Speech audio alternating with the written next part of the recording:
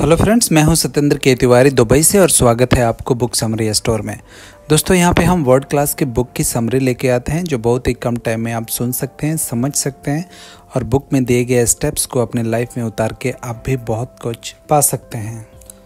दोस्तों, आज मैं एक ऐसा बुक लेके आया हूँ जिसका नाम है द फिजियोलॉजी ऑफ मनी और इसको मॉर्गन होजल ने लिखा है। दोस्तों, ये बुक बताती है कि हम पैसे के बारे में कैसे सोचते हैं, पैसे के बारे में हमारा दिमाग क्या सोचता है और कैसे हम पैसे को लेके बिहेव करते हैं।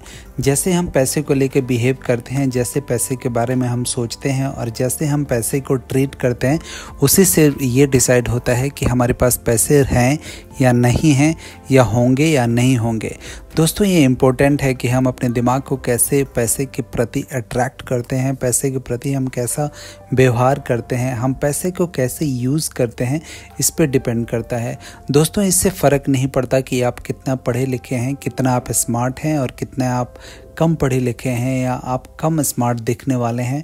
इससे आपकी अमीरी और आपके बिलियनियर से कुछ लेना देना नहीं है। अगर आपके पास पैसा है तो कोई ज़रूरी नहीं है कि आप बहुत स्मार्ट होंगे या बहुत एजुकेटेड होंगे। ये इस बात पे डिपेंड करता है कि आप पैसे को लेके क्या सोचते हैं, आप पैसे को लेके कैसे ट्रीट करते हैं, आपके दिमाग में आपके साइकोलॉजिकल जो एफ़र्ट्स हैं वो क्या हैं पैसे के बारे में।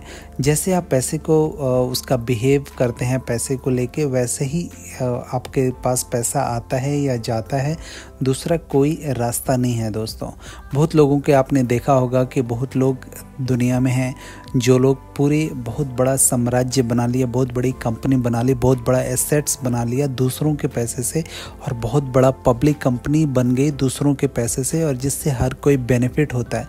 बहुत लोगों के आपने देखा होगा कि जितना उन्होंने कर्ज लिया, कर्ज लेके और भी ज़्यादा वो लोग कर्ज में डूब गए, क्योंकि उनको पैसे को मैनेज करना नहीं आया। उनको पता नहीं है कि पैसे का साइकोलॉजी क्या है, पैसे का मनोविज्ञान क्या है और पैसे के लेके वो लोग बिहेव कैसे करना है वो उनको नहीं पता है।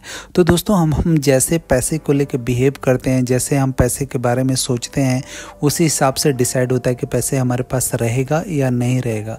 दोस्तों, ये जो बुक है वो स्टेप बाय स्टेप बताता है कि ऐसे हमें क्या करना चाहिए और क्या नहीं करना चाहिए जिससे हमारे पास पैसा रहे। दोस्तों, इससे पहले कि आप हमारे वीडियो में खो जाएं, हमारे चैनल को लाइक कीजिए, सब्सक्राइब कीजिए और अगर वीडियो पसंद आए तो शेयर ज़रूर कीजिएगा, क्योंकि हो सकता है आपकी एक शेयर से किसी की लाइफ बन जाए। दोस्तों, हम कभी भी बुक में कंप्रोमाइज़ नहीं करते, बुक के कंटेंट में कभी कंप्रोमाइज़ नहीं करते, जिससे हो सकता है वीडियो हमारा थोड़ा लंबा हो, लेकिन वीडियो को लास्ट तक सुनना ज़रूरी है, जिससे आप बुक में दिए गए सारे स्टेप्स को समझ सकें और उसको अपने लाइफ में अप्लाई करके, अपने लाइफ में उतार के उससे फ़ायदा ले सकें। तो आइए दोस्तों, बुक पे आते हैं। No one is crazy. ऐसा कोई नहीं होगा जो इतना क्रेज़ी होगा कि उसको पता नहीं है कि पैसे कैसे बचाए जाते हैं और पैसे को कैसे काम कराए जाते हैं और पैसे के साथ कैसा बिहेव किया जाता है।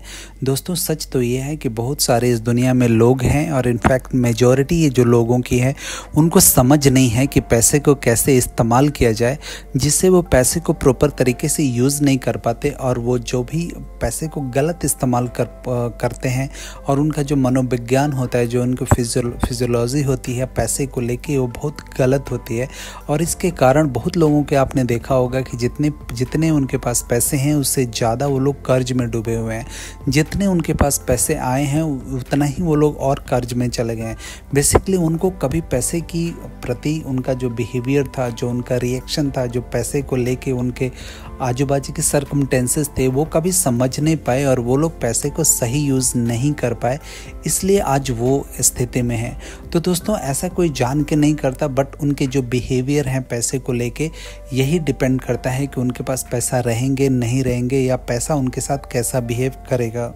लक एंड रिस्क, ये भी बहुत ज़रूरी है दोस्तों कि आपका लक कभी सही जगह हो और आपने रिस्क कैसे लेते हैं और रिस्क लेने की आपके कैसे कितना कैपेसिटी है, इस पे भी आपका सक्सेसफुल होना और आपकी फाइनेंशियल फ्री होना डिपेंड करता है। दोस्तों, बिल गेट्स बताते हैं कि मेरे लाइफ में एक बहुत बड़ा इंसिडेंट था हमारे स्कूल में, जिस स्कूल में मैं पढ़ता था उसमें कंप्यूटर का होना। वो बताते हैं कि अगर वो कंप्यूटर नहीं होता उस स्कूल में तो शायद मैं सॉफ्टवेयर का ऑनर नहीं होता और मैं शायद इतना बड़ा आदमी नहीं हो सकता था। हो सकता था कि मेरा प्रोफेशन कुछ और हो, लेकिन अगर उनके लाइफ में वो इंसिडेंट आया, उनके लाइफ में वो स्कूल आई, उस स्कूल से उन्होंने स्टडी किया जिस स्कूल में कंप्यूटर था, ये भी एक कारण है जिससे वो सॉफ्टवेयर का किंग बने और पूरे वर्ल्ड में, पूरी दुनिया में वो सॉफ्टवेयर बना के सप्लाई किए और एक कंप्यूटर की सॉफ्टवेयर के इनफैक्ट अगर आप कहें तो जननी बने। अगर ये चीज़ें नहीं होता तो शायद वो बिल गेट्स कंप्यूटर से रिलेटेड इतने बड़े इंसान नहीं बनते। तो दोस्तों, जो लक होता है वो भी बहुत बड़ा फैक्टर होता है आपके सक्सेस पे, और रिस्क जो होता है वो भी बहुत बड़ा फैक्टर होता है। अगर आपके पास, आपको पता है कि आपको क्या करना है, आपको ये भी पता है कि कहाँ पे आप पैसा लगाएंगे जिससे आप सक्सेस हो सकते हैं, आपको ये भी पता है कि कौन सी कंपनी अच्छी है, कौन सी कंपनी बुरी है और कौन सा शेयर चल सकता है, उसकी आपने स्टडी भी किया है, लेकिन अगर आप रिस्क नहीं लेंगे, अगर आप वहाँ पे पैसा नहीं लगाएंगे तो आपका पैसा 1 से 2 नहीं बनेगा और उसको आप और ज़्यादा पैसा नहीं कमा सकते, पैसे को काम पे आप नहीं लगा सकते और इससे आपको बहुत बड़ा नुकसान भी होगा। तो अगर आपको रिस्क लेना आप पता है, आपको कैलकुलेटेड अगर आप रिस्क लेते हैं कम से कम, और अगर लक आपके साथ है तो आपको सक्सेस होने से कोई नहीं रोक सकता, और ये भी एक बहुत बड़ा फैक्टर निभाता है आपके सक्सेस होने में। नेवर इनफ एक ऐसा कहानी है जहाँ पे 2 दोस्त होते हैं और किसी पार्टी में जाते हैं, और वो जब एक दूसरे से बात कर रहे होते हैं, एक दोस्त दूसरे को बोलता है कि ये जिसके पार्टी में हम आए हैं ये इतना अमीर आदमी है कि शायद हम लोग पूरे लाइफ कमा के और इस पार्टी के जो खर्च कर रहा है उतना हम लोग पूरे लाइफ कमा के इतना नहीं इकट्ठा कर सकते जितना ये बंदा एक दिन की पार्टी में खर्च कर रहा है। तो दूसरा दोस्त जो उसके साथ होता है वो हंस के बोलता है, बट मेरे पास उससे ज़्यादा है। तो पूछता है कि ऐसा क्या तुम्हारे पास इससे ज़्यादा है, इससे अमीर आदमी तो कोई है ही नहीं इस सिटी में, आपके पास क्या है ऐसा? तो बोलता है मेरे पास इनफ है, मेरे पास बहुत है, मतलब जितना मेरे को चाहिए और जितना मेरे पास है उसमें मैं सेटिस्फाई हूँ, मेरे पास इनफ है। जो इनफ वर्ड है दोस्तों, अगर आपको ये पता है कि जितना आपके पास है आप सेटिस्फाइड हैं और आप उस पर कॉन्फिडेंस हैं कि हाँ जितना है मेरे लिए इनफ है, वो आपको एक होप देता है, आपको एक रिलैक्स फीलिंग देता है, आपको एक सेटिस्फेक्शन देता है जिससे आप उस पैसे को यूज़ कर सकते हैं, उसको आप अपने लाइफ में इंजॉय कर सकते हैं, उसको आप अपने लाइफ में खुशी खरीद सकते हैं और भी बहुत सारी चीज़ें कर सकते हैं अगर आपके पास संतोष है। तो अगर आपको ये पता है कि मेरे पास जो है वो मेरे लिए इनफ है तो आप उन चीज़ों को यूज़ कर पाएंगे, आप उन चीज़ों का इंजॉय कर पाएंगे। कंपाउंडिंग दोस्तों, लेखक बताते हैं कि कंपाउंडिंग एक ऐसा एसेट्स होता है कि अगर आपको ये पता है कि कंपाउंडिंग इंटरेस्ट रेट को कैसे यूज़ करते हैं तो आप बिलियनियर बन सकते हैं और बहुत ही जल्दी बन सकते हैं। दोस्तों, जो भी आपके पास पैसे होते हैं उसको आप अगर वहाँ पे लगाते हैं जहाँ पे कंपाउंडिंग इंटरेस्ट आ रहा होता है और 1 से 2, 2 से 4 होते जाते हैं, वहाँ पे आपके सक्सेस होने के चांसेस बहुत जल्दी हो जाते हैं और आपके वहाँ पे मनी बराबर ग्रो होती है और बहुत जल्दी स्पीड में ग्रो होती है। Getting wealthy ways staying healthy दोस्तों, हर कोई चाहता है कि वो अमीर बने, हर कोई चाहता है कि वो वेल्थी बने, बट आपको पता है कि वेल्थी होना कम्प्लीटली अलग है और वेल्थी रहना वो भी कम्प्लीटली अलग है। वेल्थी हो सकते हैं आप, वेल्थी होना कोई बहुत बड़ी बात नहीं है दोस्तों, बट वेल्थी स्टे रहना ये बहुत बड़ा बात है। अगर आप वेल्थी हो जाते हैं तो उसके बहुत सारे रीज़न हो सकते हैं कि कहीं पे आपने पैसा लगाया होगा और वो कंपनी ने ज़्यादा ग्रो किया और बहुत अच्छा है, उसके रिजल्ट्स आए तो आपका पैसा ग्रो हो गया, उस कंपनी के एफर्ट्स के आपके पैसे पे फ़ायदा हुआ और आपका पैसा दिन रात में डबल हो गया या बहुत ज़्यादा हो गया। लेकिन अगर आपको ये पता नहीं है कि पैसे को स्टे कैसे कराते हैं जिससे आप हमेशा वेल्दी रहें, तो आपके पास कितना भी पैसे आ जाएं, कितना भी आपके पास बिलियनियर्स आप बन जाएं, जल्दी ही वो पैसे ख़त्म हो जाएंगे आपके पास और फिर आपको वहीं पे आके खड़ा हो जाएंगे जहाँ पे आपने शुरू किया था। तो दोस्तों अगर आप वेल्दी होना चाहते हैं तो डेफिनेटली आपको काम करना पड़ेगा, आपको प्लान के हिसाब से अपना प्लान एग्जीक्यूट करना पड़ेगा और जब सही डायरेक्शन में आप जाएंगे तो डेफिनेटली आप वेल्दी हो सकते हैं। और अगर आप चाहते हैं कि आप हमेशा वेल्दी रहें तो आपके सबसे पहले हम्बल बनना पड़ेगा। दोस्तों एक गाँव में कहावत कही जाती है कि मीठा फल जो होता है, जो मीठा फल जो पेड़ देता है वो हमेशा झुकता है, वो हमेशा झुक के रहता है। तो दोस्तों ये डिपेंड करता है कि आपके पास कितना पैसा है। आप जितना ही वेल्दी आप हों उतना ही आपको डाउन टू अर्थ रहना पड़ेगा। अगर आप डाउन टू अर्थ रहते हैं, अगर आप हर चीज़ के ग्रेटिट्यूड देते हैं, हर चीज़ के अंदर आपके अंदर वो ग्रेटिट्यूड की फीलिंग्स है कि आपके पास भगवान ने पैसा दिया है, आपके एफर्ट्स ने पैसा दिया है या किसी कस्टमर ने आपको पैसा दिया है, आप उसको ग्रेटिट्यूड फील कराते हैं तो ये आपको कभी भी आपका वेल्थ आपसे जाने नहीं देगा और आप हमेशा वेल्दी रहेंगे। Tells you win. दोस्तों ये चैप्टर बताती है कि कैसे हमें इन चीज़ों के लिए हमेशा प्रिपेयर रहना पड़ेगा कि जो भी हम लोग इन्वेस्टमेंट करते हैं या जो भी हमें रिस्क लेते हैं उसमें नुकसान होना भी उतना ही संभव है जितना हमें प्रॉफिट होना है।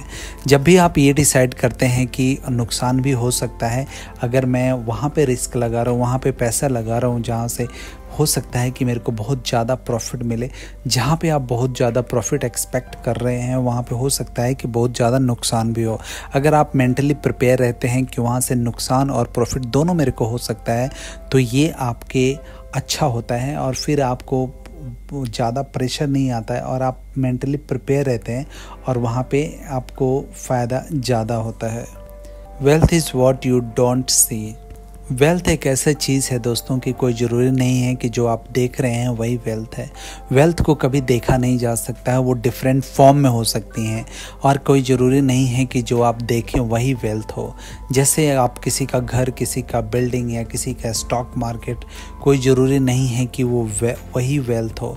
बहुत सारी चीज़ें ऐसी हैं जिसको आप देख नहीं सकते बट वो आपके लिए बहुत बड़ा वेल्थ है। अगर आप अपने पैसे को किसी घर खरीदने में लगाते हैं या लोन लेके घर खरीदते हैं तो उसको आप एसेट्स नहीं कर सकते, उसको आप वेल्थ नहीं कर सकते। वेल्थ बहुत सारी चीज़ों की हो सकती है और कोई ज़रूरी नहीं है कि वो फिजिकली मौजूद हो। और दोस्तों को बहुत सारे लोग ऐसे हैं जो वेल्दी होते हैं और वो स्मार्ट नहीं होते, वो बहुत ज़्यादा इंटेलिजेंट नहीं होते और बहुत ज़्यादा एजुकेटेड नहीं होते। कोई ज़रूरी नहीं है कि अगर आप वेल्दी हैं तो आपके लिए उसके लिए आपको बहुत ज़्यादा इंटेलिजेंट होने की ज़रूरत है, बहुत बड़ा डिग्री लेने की ज़रूरत है या आपको बहुत अच्छा दिखने की ज़रूरत है। दोस्तों वेल्थ जो ऐसा होता है वो वैसा होता है कि आप उसको नहीं भी देख सकते हैं फिर भी वेल्थ मौजूद है। Save money. दोस्तों लेखक बताते हैं कि आपको पैसे बचाना चाहिए और जितना भी आप अपने पैसे कमा रहे हैं उसमें से 20% एटलीस्ट आपको सेव करना चाहिए। आपको उन चीज़ों के लिए प्रिपेयर होना पड़ेगा जो चीज़ें आपके लाइफ में हो सकती हैं, जो ऐसा अनफॉर्चुनेट हो सकती हैं, कुछ इमरजेंसी हो सकता है, उसके लिए आपको पैसे सेव करना बहुत ज़रूरी है। ये दुनिया बहुत अनप्रेडिक्टेबल है दोस्तों कि आपको पता नहीं है कि आज क्या है और क्या होने वाला है और नेक्स्ट 1 महीने 2 महीने 1 साल 2 साल में क्या होएगा। इसलिए आपको हमेशा प्रिपेयर रहना है, आपको अपने पैसे को सेव करना है और जहाँ तक हो सके उसको कुछ इमरजेंसी फ़ंड आप हमेशा रखिए। जो लेखक हैं वो बताते हैं कि वो अपने लाइफ के 20% हमेशा सेव करके रखते थे, कैश के फॉर्म में रखते थे वो इमरजेंसी के लिए, जिससे कि जब भी उनको इमरजेंसी पड़े उसके लिए उनको स्टॉक या उनके जो शेयर्स हैं वो कम दामों में बेचना नहीं पड़े। Reasonable ration and room for error.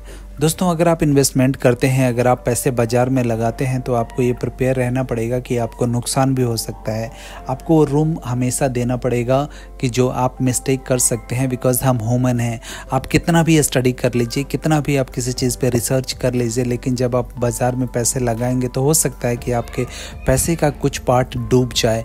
उसके लिए आप हमेशा प्रिपेयर रहें। अपने 20% या 15% अपने रिस्क के हिसाब से आप मेंटली हमेशा आपको रेडी रहना पड़ेगा कि 15-20% मेरा डूब सकता है और इससे मैं कोई भी रिकवरी नहीं कर सकता हूँ।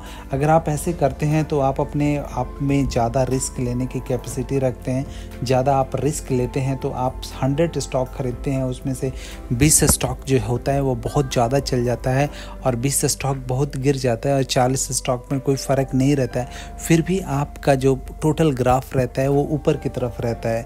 आप ऐसा कभी भी प्रेडिक्ट नहीं कर सकते कि आपकी जितनी एसेट्स हैं या जितने आपने शेयर खरीदा है वो सारे शेयर बढ़ रहे हैं और एक साथ बढ़ रहे हैं। You will change.